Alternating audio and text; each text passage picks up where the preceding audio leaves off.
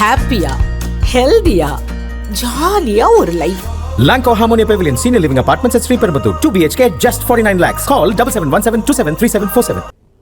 சென்னையில் சம வேலைக்கு சம ஊதியம் கோரி 18வது நாளாக போராட்டத்தில் ஈடுபட்டு வரும் இடைநிலை ஆசிரியர்கள் 1500க்கும் மேற்பட்டோர் கைது செய்யப்பட்டுள்ளனர். தமிழக அரசு பள்ளிகளில் வேலை செய்யும் இடைநிலை ஆசிரியர்கள் தங்களுக்குள் நிலவும் ஊதிய முரண்பாடுகளை களைய வலியுறுத்தி டிசம்பர் 26ஆம் தேதி முதல் தொடர் போராட்டங்களை நடத்தி வருகின்றனர்.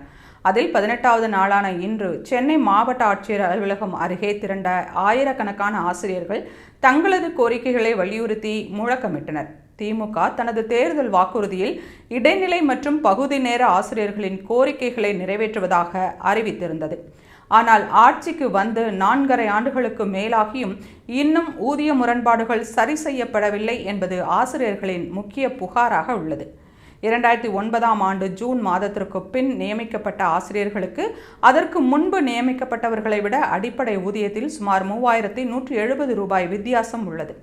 காலப்போக்கில் இந்த ஊதிய இடைவெளி 9000 ரூபாய் முதல் 25000 ரூபாய் வரை அதிகரித்துள்ளதாக ஆசிரியர்கள் வேதனை தெரிவிக்கின்றனர். இன்று நடைபெற்ற போராட்டத்தின் போது அனுமதி மறுக்கப்பட்ட பகுதிகளில் திரண்டதாக கூறி சுமார் 1500க்கும் மேற்பட்ட இடைநிலை ஆசிரியர்களை போலீசார் கைது செய்தனர்.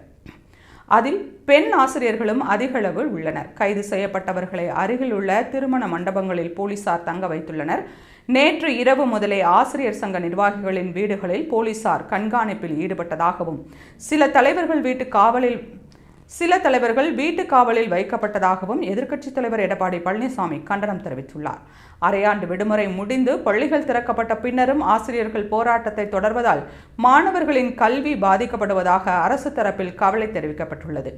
வேலை இல்லை எனில் ஊதியம் இல்லை என்ற கொள்கையை அமல்படுத்த மாவட்ட கல்வி அதிகாரிகளுக்கு அரசு உத்தரவிட்டுள்ளது.